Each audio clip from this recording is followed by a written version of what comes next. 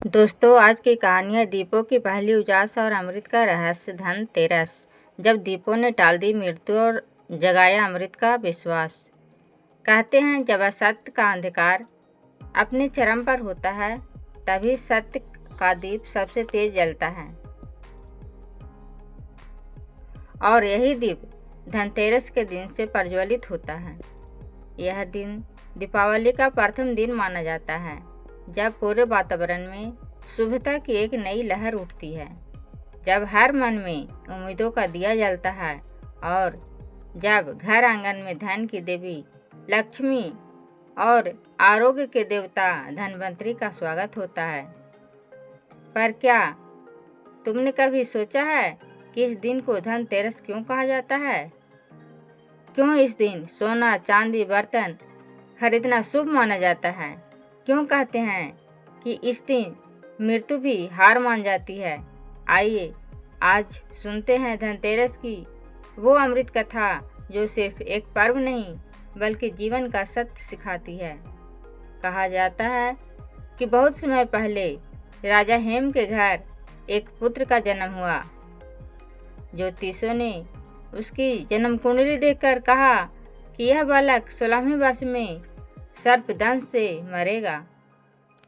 राजा हेम के लिए यह सुनना जैसे किसी वज्रपात से कम न था। उन्होंने बड़े बड़े ऋषियों, विद्वानों से उपाय पूछे, पर सभी ने यही कहा, भाग्य का लेखा मिटाया नहीं जा सकता, केवल श्रद्धा और भक्ति से इसे टाला जा सकता है। समय बीतता गया, वह बालक बुद्धिमान, विनम्र और तेजस्वी हुआ, पर जैसे जैसे 16वां वर्ष पास आने लगा, राजा और रानी के मन में भय का साया गहराने लगा।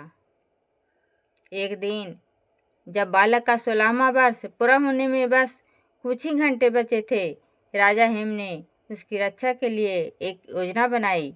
उन्होंने अपने पुत्र को एक ऊंचे कमरे में बैठा दिया, जहां चारों ओर दिए जलाए गए, सोने चांदी के बर्तन रखे गए और उसके सामने स्वर्ण मुद्राओं की थालियां सजाई गई। उन्होंने कहा, बेटा, आज के दिन इस कमरे से बाहर मत निकलना, बस लक्ष्मी जी के नाम पर का जाप करते रहना। बालक ने आज्ञा मानी।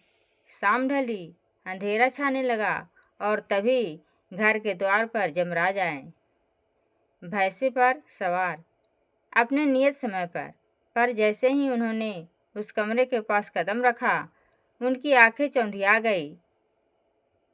हर दिशा में दीपक जल रहे थे। सोने की चमक दीवारों से टकराकर एक अलौकिक प्रकाश फैला रही थी। उस तेज से मोहित होकर जमराज दरवाजे पर ही ठहर गए। उन्होंने देखा कि वह बालक प्रसन्न चित्त होकर लक्ष्मी नाम का जप कर रहा है।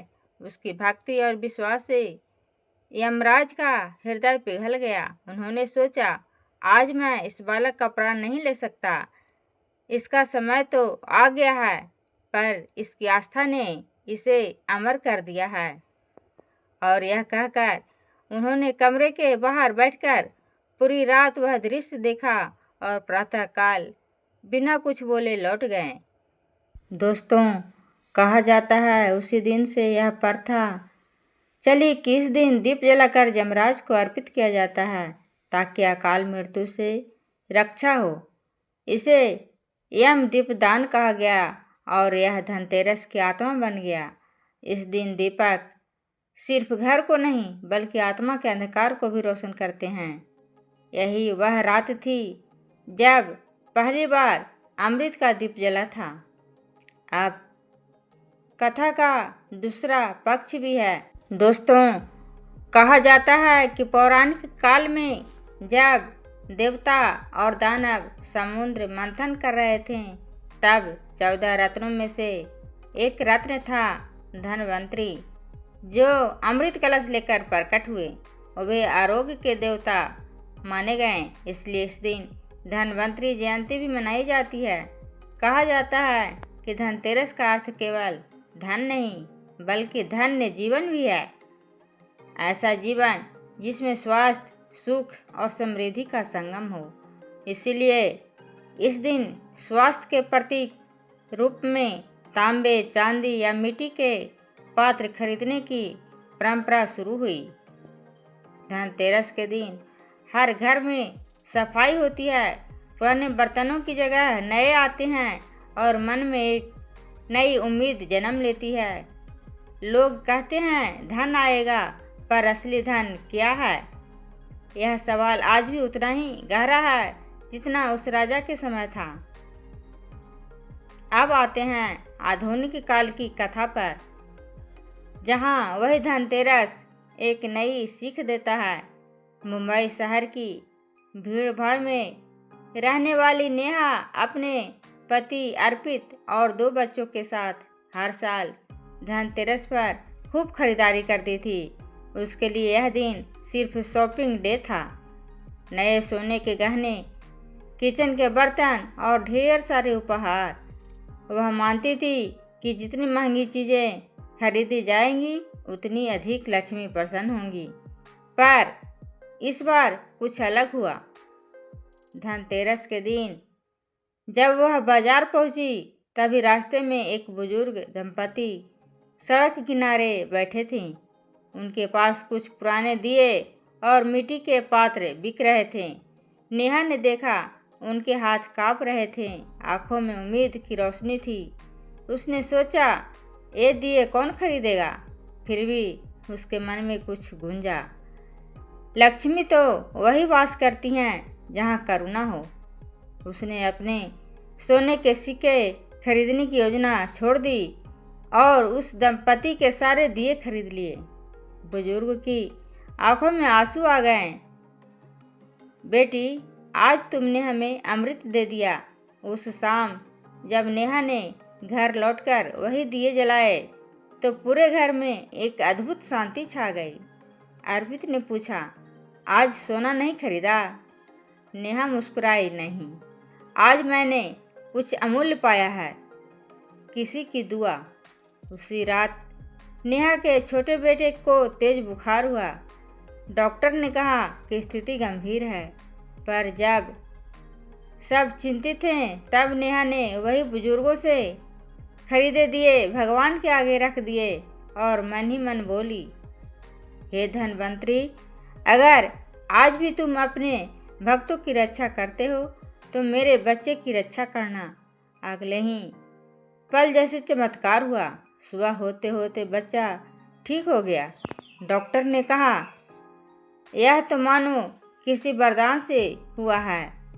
नेहा की आंखों में आंसू थे और उस पल उसे समझ आया कि धनतेरस सिर्फ खरीदारी का नहीं बल्कि विश्वास और आत्मा का त्योहार है।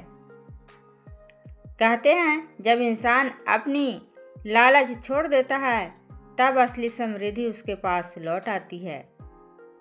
जैसे उस राजा के पुत्र को आस्था ने मृत्यु से बचाया, वैसे ही नेहा के विश्वास ने उसके बच्चे को जीवन दिया। यह वही अमृत है जो हर युग में बहता है, कभी कभी यमराज के द्वार पर दीप बनकर, कभी माँ के आंसुओं में विश्वास बनकर। धनतेरस का अर्थ केवल धन अर्जित करना नहीं बल्कि धन्य होना है। जिस घर में दीप जलता है वहाँ सिर्फ रोशनी नहीं आती, वहाँ करुणा, प्रेम और आस्था का जन्म होता है। यही असली सोना है, यही सच्चा धन है। जब हम दूसरों के लिए एक दीप जलाते हैं तो उस रोशनी की परछाई हमारे जीवन पर भी पड़ती है। इसलिए इस धनतेरस पर सिर्फ सोना ना खरीदो, किसी का दुख खरीदो और उसे मुस्कान बेचो। यही वह व्यापार है जो कभी घाटे में नहीं जाता। दोस्तों, इस धनतेरस पर याद रखना, दिए जलाने से पहले मन में विश्वास जलाओ। सोना खरीदने से पहले किसी के चेहरे पर मुस्कान खरीदो।